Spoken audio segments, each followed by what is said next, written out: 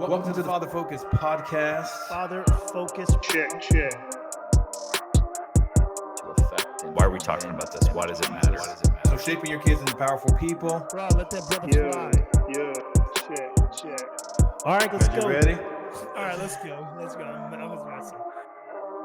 What's up, guys? Good. Wow. We made it. We're here. Man, Studio. we did it.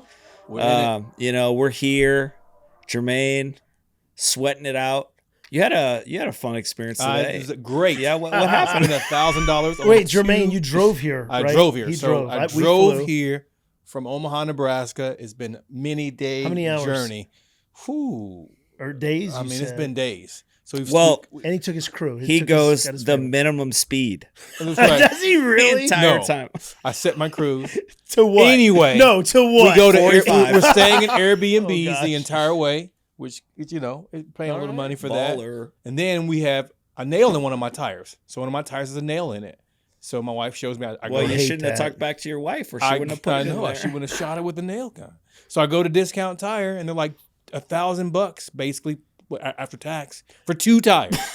Two tires. $1,000 $1,000 for two tires. for two tires. Are these like They're race space. car They're drive- space They were tires like- that will literally Oh take my his gosh, car dude, to the moon. I'm dude? just saying. They were these like, things better last like 200,000. no, this is where they get you. They say your tires are too old for us to work on, even though they're great condition. They're 11 years old. Dude, they straight. So if your punked you, tires bro. are 10 years old or older than 10 Oh, years, they won't no. repair them. So you got to get new tires. Oh. I just bought 4 tires for $1,060 Yeah, thank on you. an SUV. I appreciate it. So I've been good to know. a little Firestone, baby. You should have called me, man. Dang, Jermaine. Jermaine, Ugh. getting taken to the bank. Well, good thing he makes We're $1 gonna help million him out. a year. That's I mean, right. so Oh, man. So if All you're listening, you Well, want then- to support me and my 4 kids and my 2. you make My $1 wife and million I- a He year. doesn't You can need sow support. some money to help us pay for those Wow. tires. If he makes And $1 the million podcast. a year, I'm gonna. You're mad, huh? I'm not mad. I'd be Yeah, very happy you'd for be you. bad. He makes $1 million jelly. more a year than I do. You're right. Yes. Oh, that's man. great. Well, currently, actually, I'm that's super true. excited to No. hear that. Man. Well, I'm sorry. So you bro. spent $1,000, but now you're not going to eat for a week. Yeah, that's right. Just- fasting, Yeah. voluntary fasting. That's He just right. made that decision. God spoke to him $1,000. at the tire and then shop. Jeremy and- tells me, "Yeah, I went to Firestone and I got 4 for what is it? Yeah. What was it? I got 4 for it was like 4 for $1,100. Like $1,100. What are Yeah, you I don't doing? know what you're doing, bro. I don't know what I- you're doing. I'm a black man. They in walked. America. He walked in the store and they saw. Try to buy Sucker. tires. Dude, I That's don't all know. it is. I'm just trying to buy tires. I wasn't even dressed nice. Dude, I wasn't even- Purposefully, looked My like a bum goodness. going in there to buy tires and still got raped. Oh, you did. That's all know I what to feel do. bad. I want to go there and pranked. oh no, Got pumped. dude. Huh? I guess something. I don't know what to say. Ah, All right, so he does have white shoes on. He does. That's awesome. And man, so how's y'all's day been so good, far? good. Yeah. So you just got here. So how's your day? I did just get here, but I'm super excited to be part of this awesome podcast because we're Yes. finally able to be together. I mean, we've Yeah, been I doing know. this from Omaha, Baton Rouge, and It smells a lot worse than I thought it would, to be honest. I mean, yeah. So we're gonna introduce a pretty interesting episode. Yep. We had a cool guest, Elliott Hulse. You might have heard of him, pretty well known on YouTube, Yeah. Strongest Man Competition, big fitness guy, does a lot of stuff with men. I think Jermaine could And, outlift him. I don't He think probably got so. about 40 pounds on me. Well, little Jermaine's bit muscles are heavier inflatable, so I all don't right. think that's Nathan's true. But jealous. Dude, Nathan I am. is jealous. You know Big what? We're all glass. jealous. If You're you ever get a jealous, chance bro. to work out with Jermaine, you'll be delighted when you see him strain because his turtle face comes Yeah, out, that's and it's right. really, really cool. Nathan got sick the first time we worked out. That's I all I'm did. gonna I almost say, threw and laid up. down on the bench. Yeah. Oh, Yeah, man. he For a supersets. while, He he's like laying supersets there. everything. Like, what are you doing? Yeah. I'm about to throw up. Yeah, And you're like, dude, it was only the bar. yeah, literally, Like, bro, what are you doing? literally. We're just walking on the treadmill, and I was about to die. That was before you But, gave up sugar. no, I mean, I think this was a really like good episode. I appreciated Elliott's rawness. yeah. You know, I think sometimes, like, obviously, a lot of the people that listen to our show are Christians. And so many times, like, when the church talks about even men issues, I think we really water down the reality, the intensity, the realness of these issues. Yeah.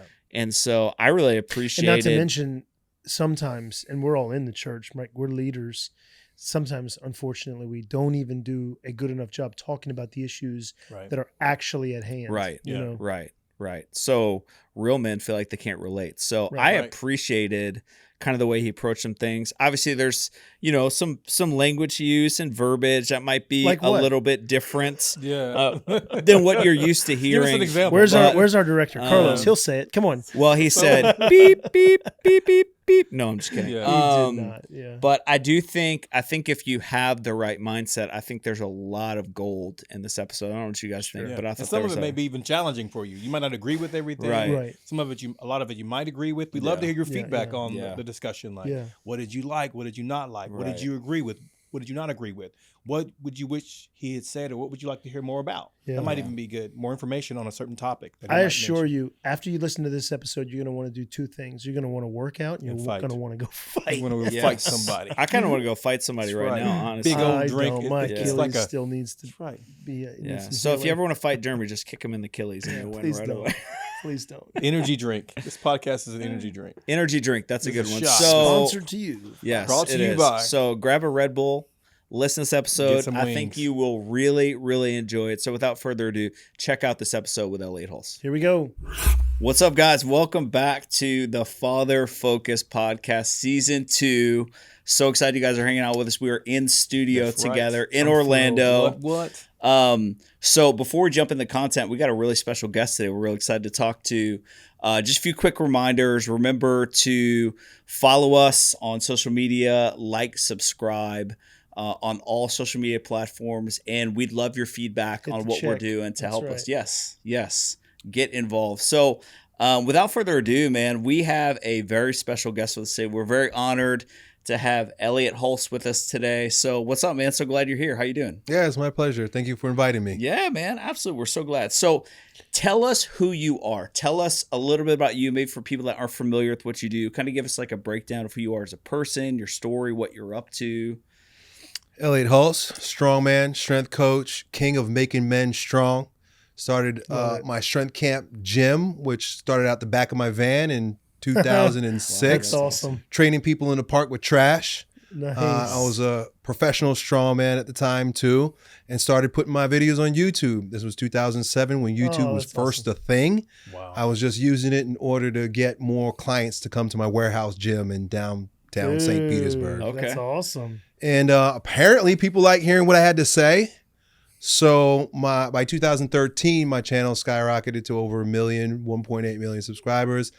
My other channel where I started mentoring to men outside of the gym reached almost 1 million. We'll get there just a few years later. So That's fantastic. people know me mostly as Yo Elliott because I answer questions. Okay. Yo, Yeah. okay. And so the same way in the gym where if you earn a man's trust because you get him over the hump in terms of picking something up, lifting, Right. getting stronger, they'll open up to you, especially young men, and ask you questions about life, family, parents, school, girlfriends.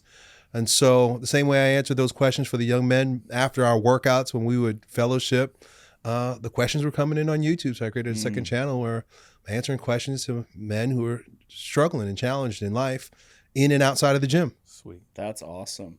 And if you are watching on video, he's so swole, his shirt looks like it's about to rip open from all the muscles he's Like got the going Hulk. on. Just gonna rip up. Hey, Yo, Elliott, I need your help with a little controversy, if that's all right. Oh no. Last season we asked a few of our friends Here we go. who they thought is the GOAT in basketball, LeBron or Jordan. You have any input here? I grew up in the 90s, and so I don't even know who LeBron is. You are welcome. I also Enough grew up said, in the right? 90s. Enough said. Right. Right. Yeah, I saw a that's meme the answer. yesterday on, I was just scrolling and I caught a meme on Facebook, and it showed a contrast between Jordan and LeBron. And Jordan was being attacked by like 3 guys all over him. He had his tongue out and he was going underneath. And LeBron and he got was- a finger. And then LeBron was same thing. LeBron was getting attacked and he was like this, Yeah.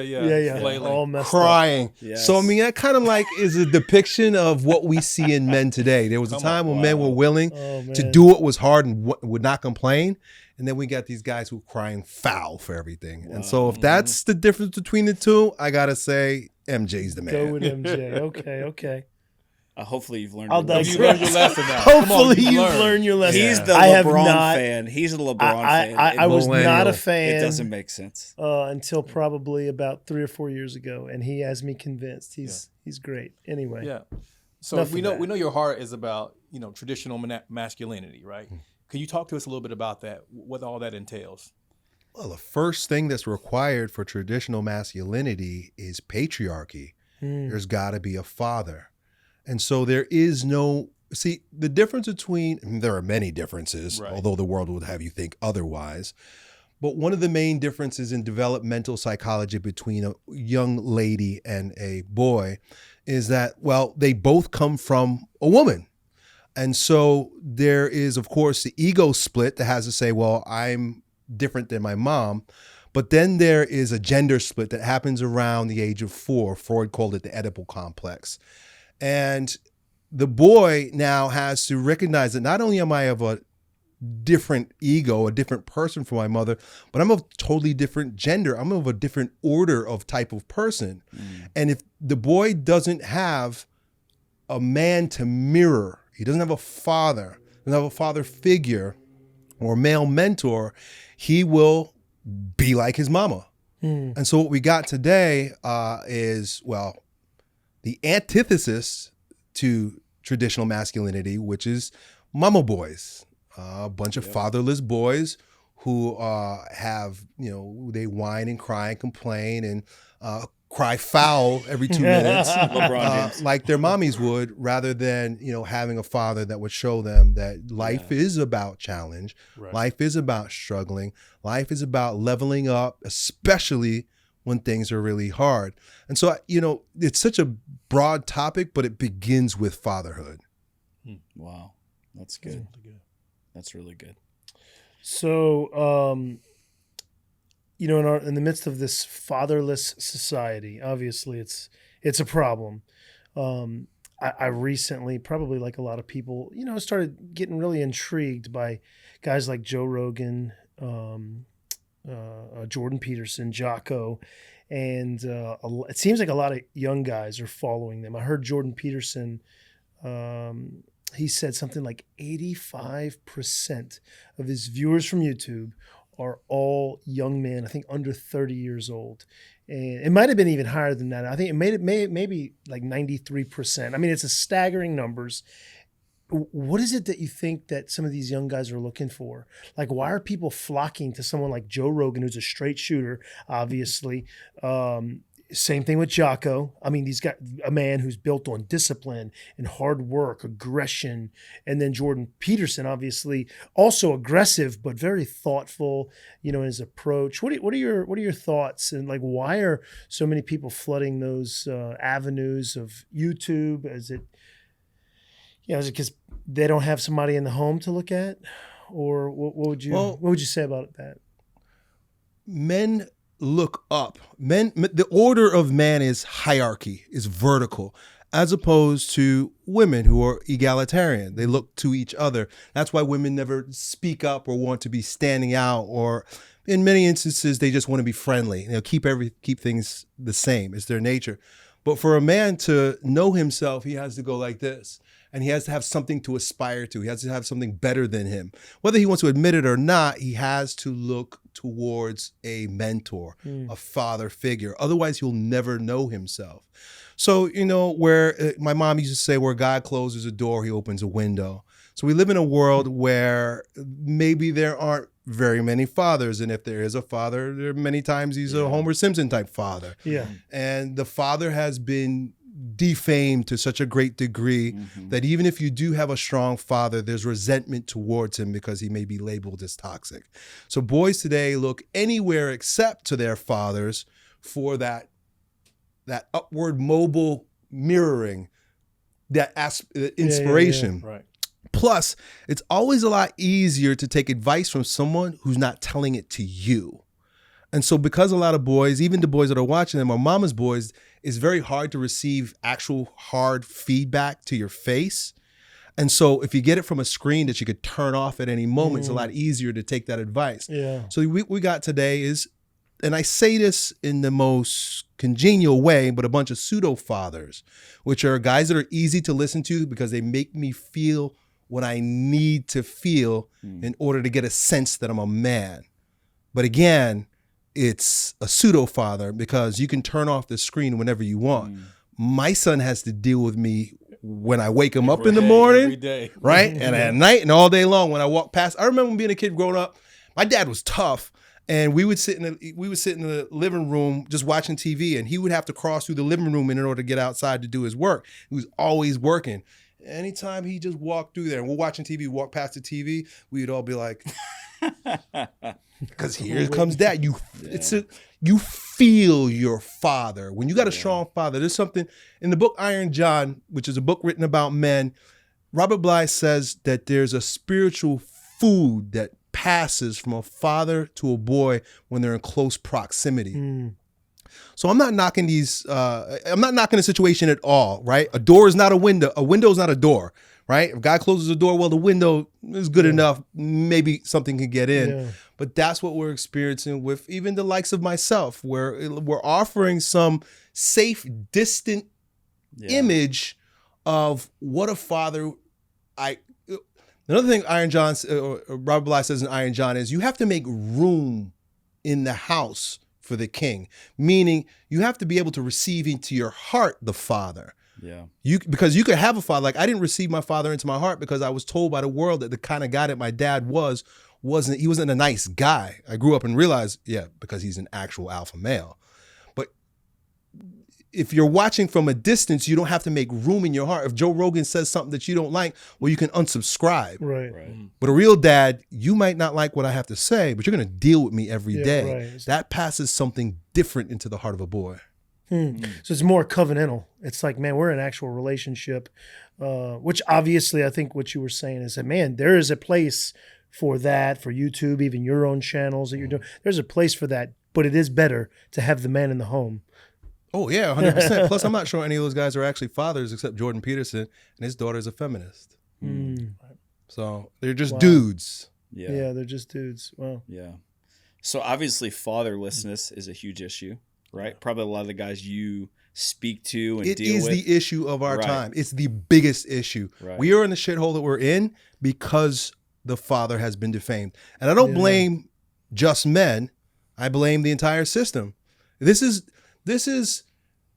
started in the garden. This is when, a lot of people want to blame women and blame feminism also, but Adam, he not only was his place usurped, but he was a derelict in his duty. That's right. So this is a part of our fallen nature that the world has seduced us to participate in. Yeah, relinquish. It's a spiritual, it's the foundation of the spiritual battle that we're fighting. Yeah. It's interesting. It's ironic. Like, boys want fathers, but at the same time they reject the fathers oftentimes that are put in their life. It's like this paradox that they have at the same time. Right.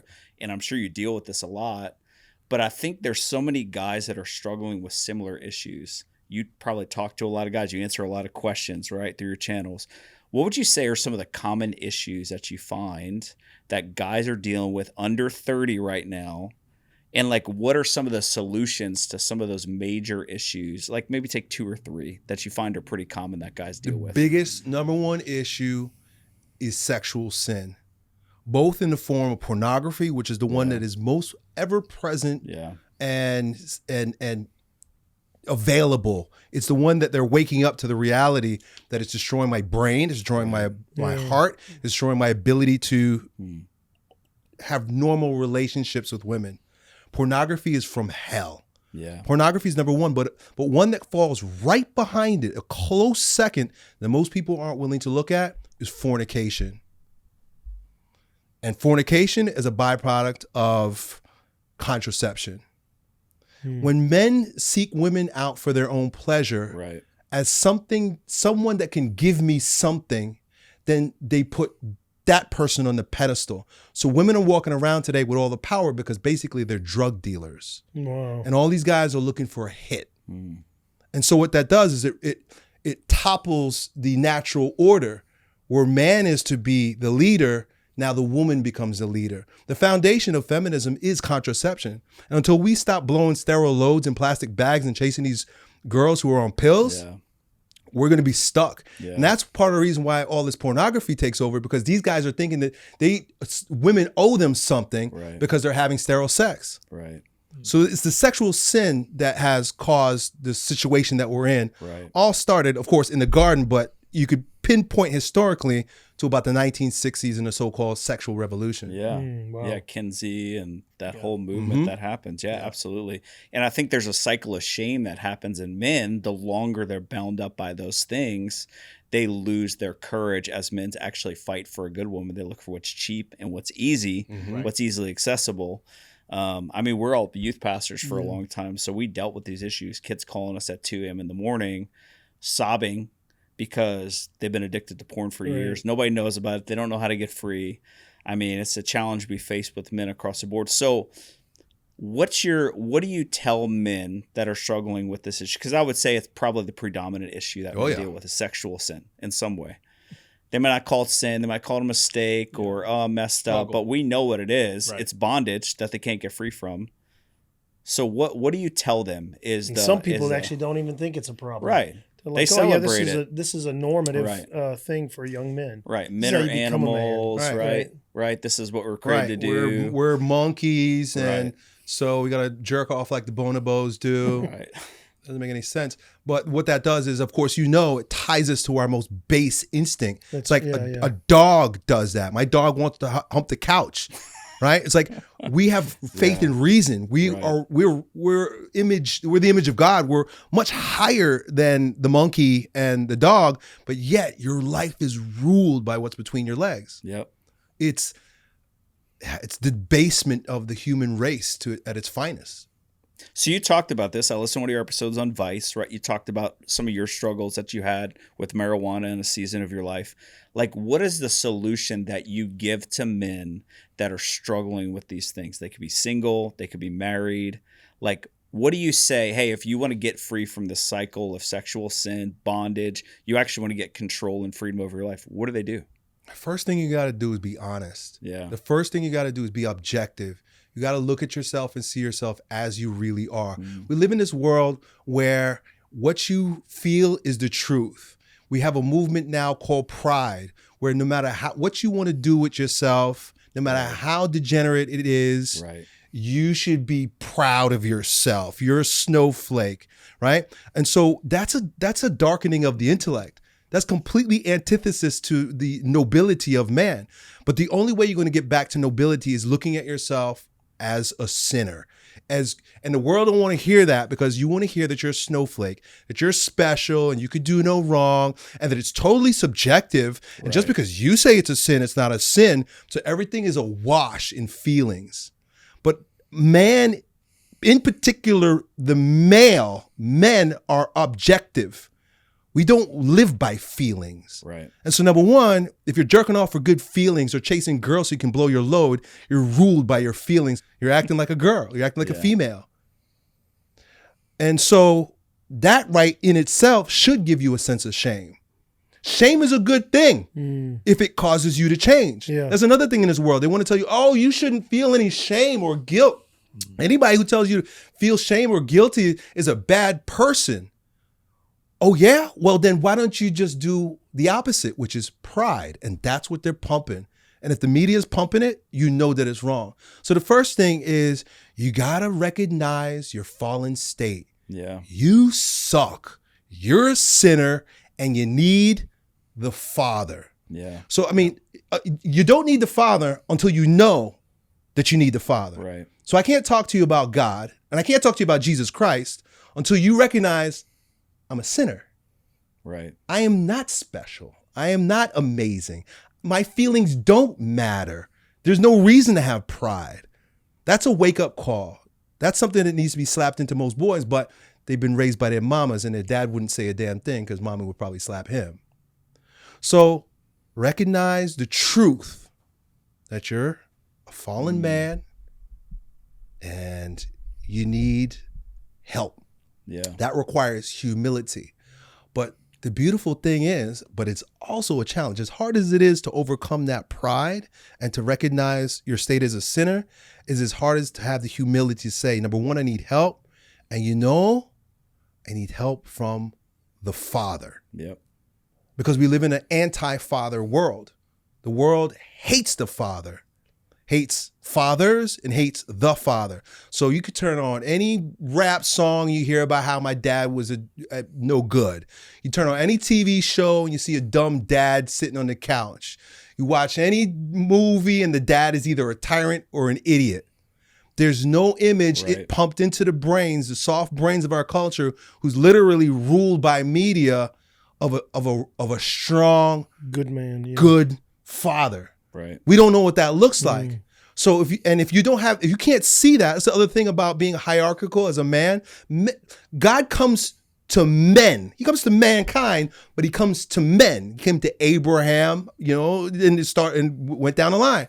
He comes to men for a reason, because men need a father to look to the Father. Yeah. It is through the Father that you get to the Father. So if you don't have the image of the Father in your home with a father, then you're not going to trust God the Father. You got to go there next. We could keep going, but ultimately those are two big roadblocks. You're not going to go any further than that without the humility to know that I am a sinner, and the humility I need the help of the Father. Right. Yeah, until you realize you're broken, you're actually not going to seek help to get fixed.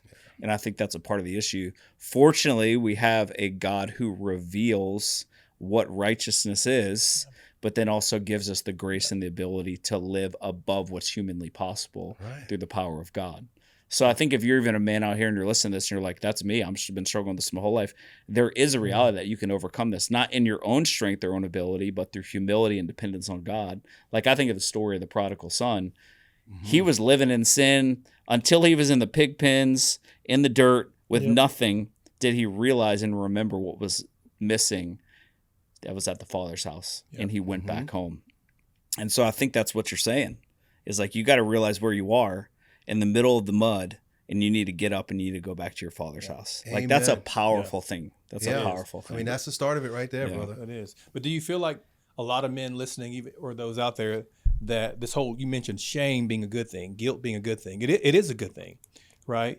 It's an invitation, right? Yeah. Rather than an inconvenience. Mm-hmm. But so often it's seen as an inconvenience. So I'm sure I want to ask you, people that are you're in contact with, that follow you, do you find them? I see oftentimes they struggle with, like, why am I struggling? Does that make sense? Mm-hmm. They struggle that they're struggling because the culture's telling them that they shouldn't be struggling. And the whole pride, you should do whatever you want to do. Be whatever you want to be. It's all right. Follow your dreams. Follow whatever impulse that you might have, because you're an animal. So do you find that they're struggling with the struggle? Like, so they try to dumb that guilt with alcoholism or different things, or drugs, use this as an example. Think about this. There's a young man, right? And he's getting beat up by a bully. He goes home and he tells his dad, hey, there's this bully, he's beating me up. I have no control over him. Every time I go to school, he does whatever he wants with me. Okay. So the dad goes with him the next time to school and says, hey, you've been picking on my son. A good father will say, come with me. Take the two of them, bring them to a boxing ring or maybe to his backyard and say, go ahead, have another hit at my son. And the son's probably going to be like, why? This guy's out of control. Like, he's beating me up every day, Dad. What are you doing? Hang out. Go ahead, hit him again. Boom. Okay, hey. And he says to his son, next time he swings at you that way, move your head this way. Try it again, kid. Ooh, you see that? Okay, good. Now you notice when you moved your head out the way and he was exposed, hit him with a left hook. Boom. All right, cool. You got him now, right? Try again. Boom, he gets knocked in the face. All right, you weren't paying attention. Keep your eyes up. He's going to school you on how to grow stronger through the challenges of the bully. A vice is a bully. A vice is there so that God the Father can whisper in your ear, hey, you got to duck. You got to jab. You got to hook. Pay attention. Keep your head up. Tuck your chin. Keep your hands up. If none of that ever happens, there's no challenge, there's no growth. Yep. And so you got to recognize that the vice itself, the addiction itself, that thing has a grip on you so that God can use it to work on developing you. Yeah. He's using that. That's a tool. That's that bully that the father who's recognized this kid is going to make my son strong. I train with my son in the morning every morning. We train in the gym. And recently he had a little bit of hissy fit because I asked him to drag his sled, out and back. And he was a little bit upset that day that I was making him work so hard. So he was like, you know what? I'm going to grab it. And he went real fast. And he was like, huffing and puffing and making his face. And then he came all the way back. And then by the time he came back, he had wiped himself out so much that he collapsed on the floor. His whole face turned white. And he was begging. He said, Dad, you're going to throw up. I'm going to throw up. And he was afraid. And like, when the lights go out, I can see him looking at him. I'm like, yep, the lights are going out. He'll be all right. His sisters were like a little worried. And I was like, how old is he? 12. 12. Okay. I was like, okay. So I let him lay there and I kept training his sisters. And then when the pink started coming back to his lips, I was like, how you doing? You all right? Yeah? Feeling better? It's like, and what do you think about what you just did there? What did you learn? Right, yeah. What do you think about that? You think that was a good idea what you did? No. All right. We got to take it slow. You're not in shape to do that. That was pretty dumb, but it's okay. I'll let you do that. And we'll complain and be like, oh, I'm going to throw up. I'm like, just don't throw up in my gym. Go outside and do it. But that tough love, that critical love is the love that grows, that shapes and molds, as opposed to a mother's love. A mother's love, you need a father's love and you need a mother's love.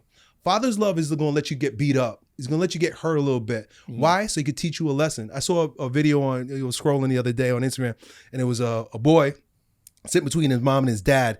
A little boy, maybe like 2-3 years old, and he fell off the chair. Boom. And the mom went to go grab him. The father pushed the mom's hand away. Was like, and the boy was trying to climb back up. And the mom got around to go like lift him, put him back in the chair. And the father was like, no, leave him.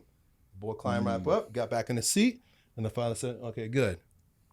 A mom wants to rescue you. If you're crying about the device having a problem or having too much over you and you're crying about it rather than getting strong, it means you want your mommy to come and save you. That's weak. And so what you got to recognize is, you asked me from the beginning what the main problem is, that there's no fathers. They don't know how to receive the father's love. And the father's love comes in the form of challenges and advice.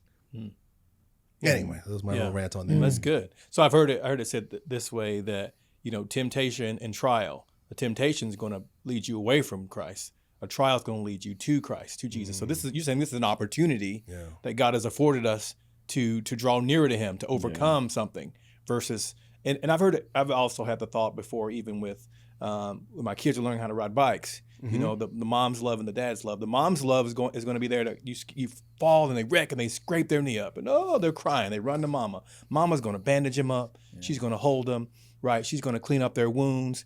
She's going to, make sure they're okay. But the dad's going to put him back on the bike. Yes. And say, you can do it. We got to get him back. No, let him go. He's got to come back and she's got to come back and ride this bike. And that's the difference between the two. I hear you're saying, and it's an opportunity. Yeah. But I think oftentimes the struggle that you mentioned earlier is often seen as, like I said, as an inconvenience. It catches people off guard. Yeah, absolutely. Right, because no one's taught them to fight. Right. No, absolutely not. Right. So you either just give up. Right. You know what I mean, or you try to imagine it away, or drug yourself to where you don't feel it anymore. So absolutely, I think what you're saying is right, Dave. Yeah. Men have to learn how to fight. They got to learn how to fight. Like every good man will protect what he values. There's instinctively something inside of us. Yeah. And your heart, your future, your life matters. And if you're not willing to protect it, then you are going to be a victim your whole life. Yeah. Right. So I think there's something you're saying there that should put a fight into men to be like, I'm not going to be the victim anymore. Right. I'm going to be the conqueror. I'm going to be the overcomer. I'm going to win. I'm going to fight back. And I think just giving men courage to stop laying down and taking whatever life throws at them and standing up, putting their shoulders back and pushing back. Yeah. I think in and of itself will give them a fight. And don't you think that there's something in there by design? There's something innate inside of men, even boys, right? Yeah. Boys are future men. Yeah. That there needs to be a fight. Right. The dominion mandate, in Genesis 1 and in Genesis 9 again, in Matthew 28 for disciples to go and conquer. And so there needs to be that fight. We're not talking about go pick a fight on the street, like that would be stupid. But literally, there's all especially with Elliott. That would Yeah. be really smart. I see.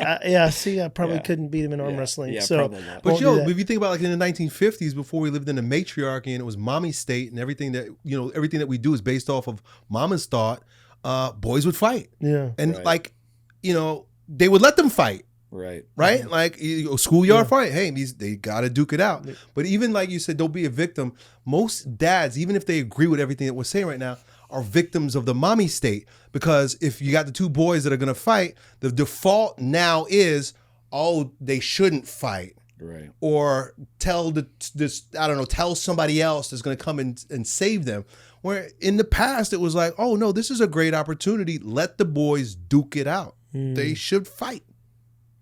I agree. All right. So you've obviously achieved and accomplished some pretty incredible things in your life.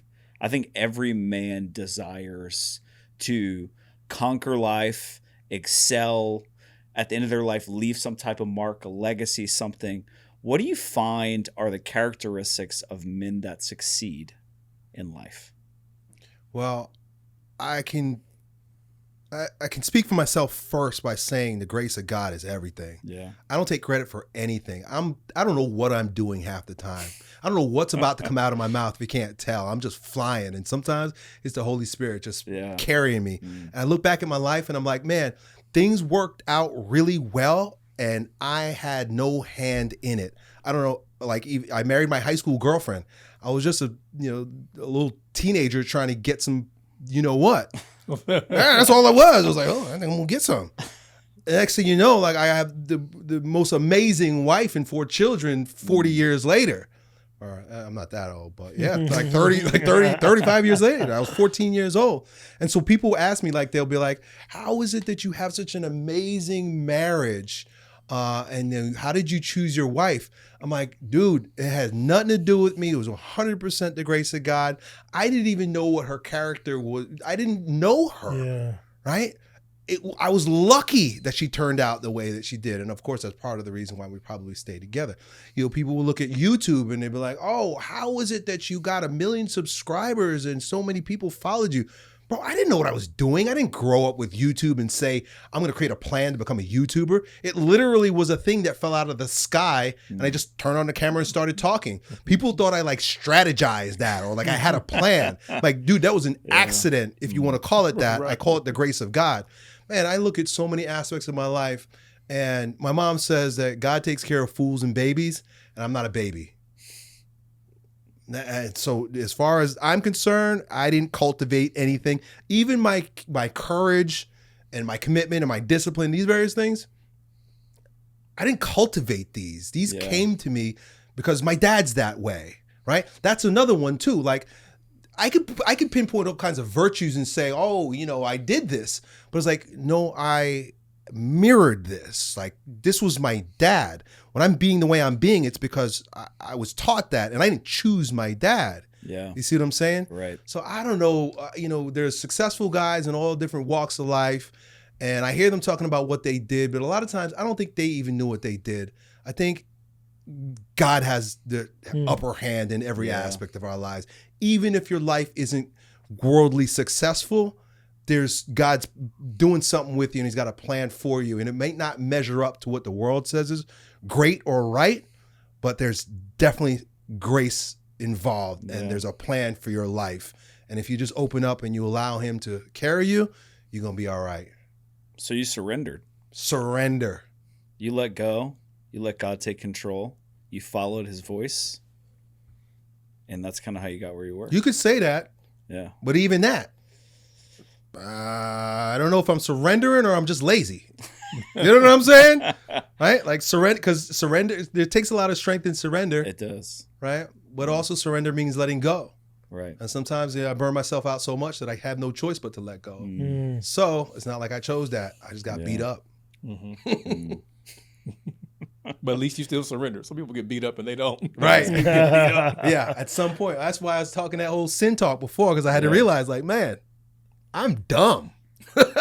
Okay, God, what do you want? Yeah. Gotta give up. That's awesome. That's awesome. Well, one more question we'll ask you. I know you walk with God. Your faith is very important to you. defines who you are as a man, probably in many ways. How does that help you understand what it means to be a man?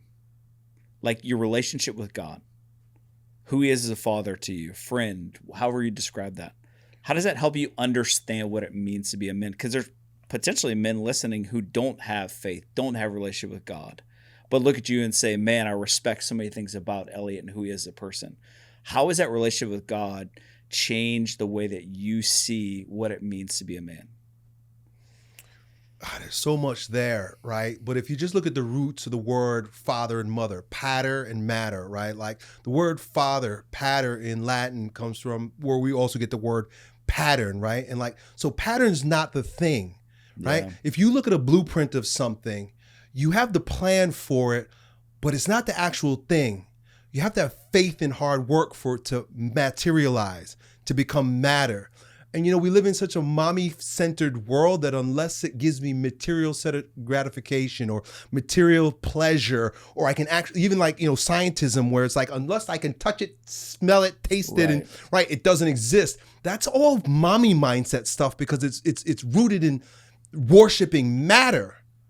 But above the building itself is the pattern, the blueprint.